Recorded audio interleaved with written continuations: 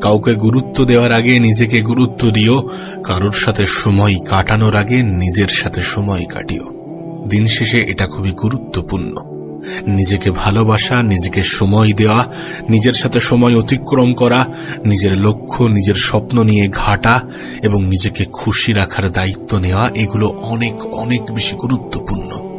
মনে রেখো, একটা মানুষ তখনই সব থেকে বেশি আঘাত পায় যখন সে নিজের থেকে বেশি অন্যকে গুরুত্ব দেয়, যখন সে নিজের থেকে বেশি অন্যকে ইম্পর্টেন্ট মনে করে।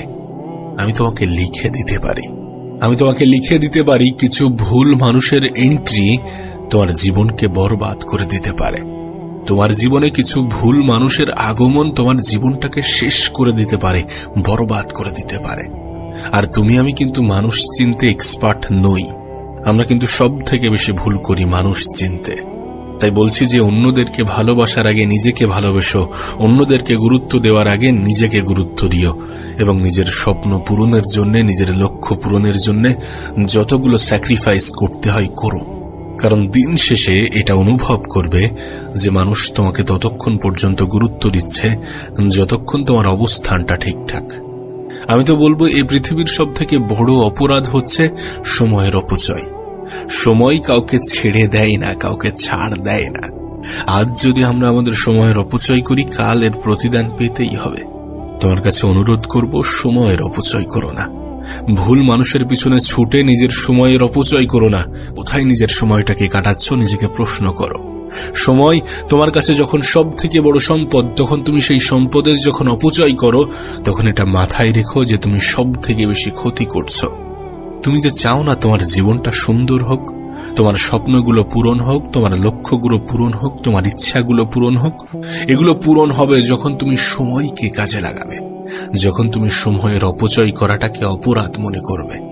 আমি তো বলবো তোমার আশেপাশের সেই সকল মানুষগুলো থেকে নিজেকে একটু দূরে রাখার চেষ্টা করো যারা সময়ের অপচয়কে প্রমোট করে, যারা তোমাকে এমন কিছুতে ডাকে, এমন কিছুতে আহ্বান করে যেখানে তোমার প্রোডাক্টিভিটি ইনক্রিজ হওয়ার পরিবর্তে তোমার এনার্জি লুজ হয়। দেখো, স্বপ্ন বলো, লক্ষ্য বলো, উদ্দেশ্য বলো, যাই বলো না কেন, এগুলো তখনই পূরণ হয়, তখনই অনেক দ্রুততার সহিত পূরণ হয় যখন মানুষ স্যাক্রিফাইস করে, যখন মানুষ কোনো কিছু পাওয়ার জন্য কোনো কিছুর বিসর্জন দিতে রাজি হয়। লাইফে নিজেকে বেটার পজিশনে নিয়ে যেতে গেলে কিছু জিনিসকে তো ছাড়তে হবে, কিছু বাজে অভ্যাসকে তো হত্যা করতে হবে। ইস দুনিয়া মে ইউ হি সব কুছ নেহি মিলতা। এখানে সবকিছু এমনি এমনি হয়ে যাবে এমন আশা রেখো না। জীবনটা তখনই পরিবর্তন হয় যখন মানুষ নিজের মধ্যে পরিবর্তন আনে, যখন মানুষ নিজের অভ্যাস, নিজের পরিবেশ, নিজের আশেপাশের জোন, এগুলোতে পরিবর্তন আনার চেষ্টা করে। তুমি যেমন স্বপ্ন দেখো, যেমন জীবন পেতে চাও, তোমার আশেপাশের পরিবেশ যেন তেমনই হয়।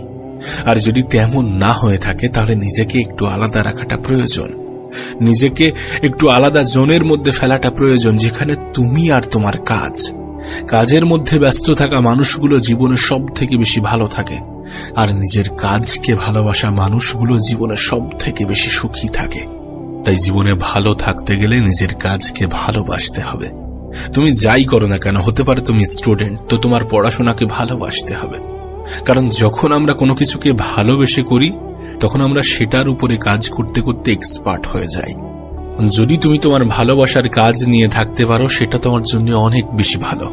আর যদি তেমনটা না হয়ে থাকে তাহলে নিজের কাজকে ভালোবাসো। এটুকু বলতে পারি যে নিজের কাজকে ভালোবাসলে কখনো ধোঁকা খাবে না।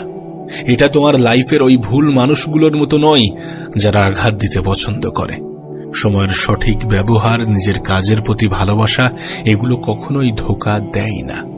দেখো, জীবনে কিছু করতে গেলে, কিছু পেতে গেলে কিছু অভ্যাসকে পরিবর্তন করতে হবে, কিছু জিনিসকে ত্যাগ করতে হবে, কিছু জিনিসকে ছাড়তে হবে। বললাম না, প্রোক্রাস্টিনেশনকে ছাড়তে হবে।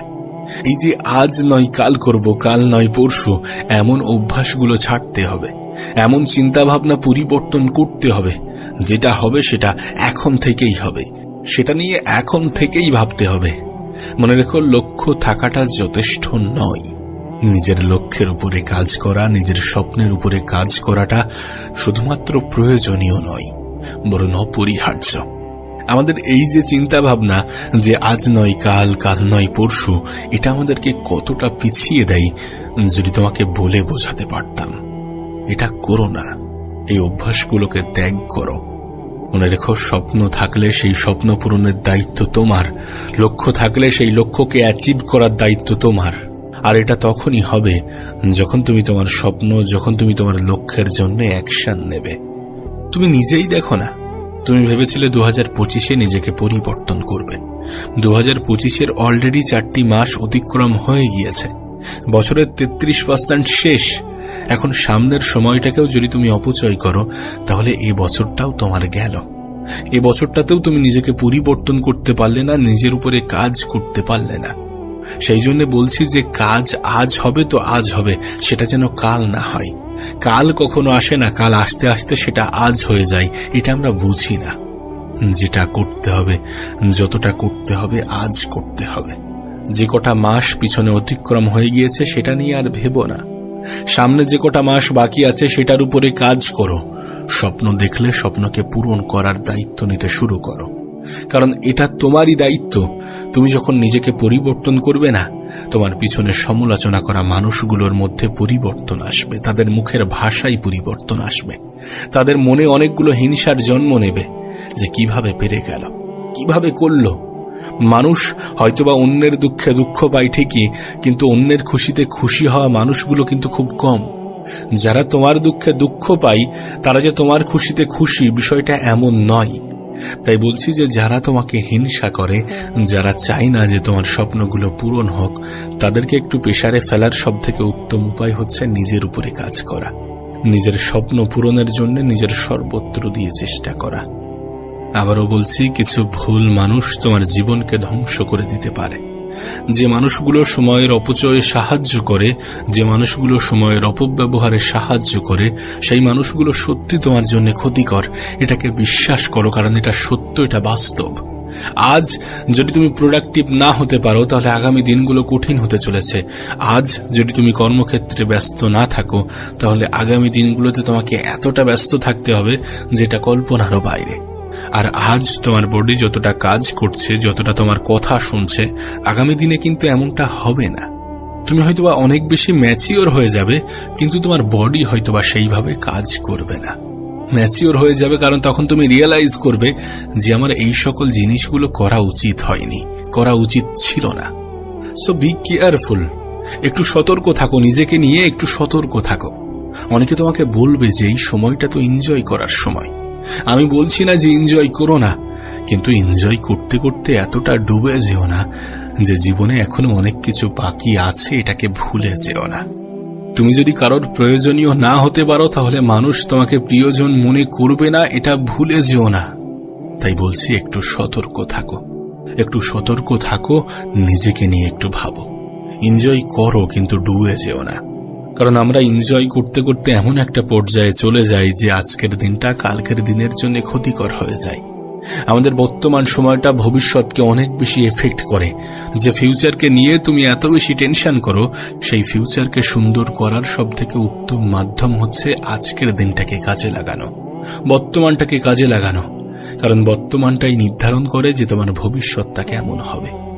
আর যদি সত্যি তোমার অনেক বেশি মোটিভেশনের প্রয়োজন পড়ে, তাহলে নিজের পরিবারের দিকে তাকাও, নিজের মা বাবার দিকে তাকাও। তারা কতটা মেহনত করছে, কতটা স্ট্রাগল করছে একটু দেখো।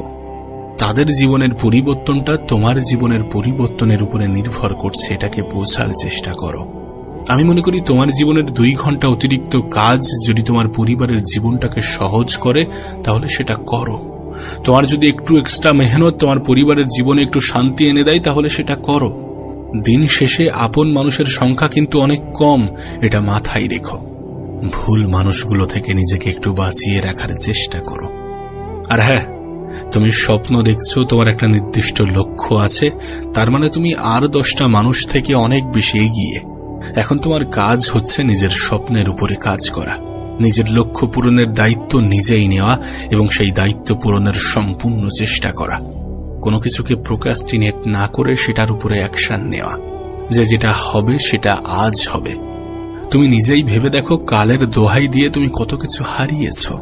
অতীতের যে সময়গুলোকে তুমি অপচয় করেছো সেগুলোকে যদি কাজে লাগাতে পারতে তাহলে আজকের দিনগুলো এর থেকে অনেক অনেক বেশি বেটার হতো। যাই হোক, যেটা চলে গিয়েছে সেটার উপরে আমাদের নিয়ন্ত্রণ নেই, তবে যেটা আছে সেটার উপরে আমাদের নিয়ন্ত্রণ আছে। তাই যেটা আছে সেটাকে গুরুত্ব দাও, নিজের বর্তমান সময়টাকে কাজে লাগাও, কারণ তোমার বর্তমানটাই তোমার ফিউচারে ডিসাইড করে। আর যারা বর্তমানকে ভুলে গিয়ে ভবিষ্যৎ নিয়ে দুশ্চিন্তা করে তাদের মধ্যে কোনো না কোনো প্রবলেম তো আছে। বিশ্বাস করো, এই দিনটা তোমার কাছে উপহার স্বরূপ, এবং এই উপহার অনেক বেশি দামি।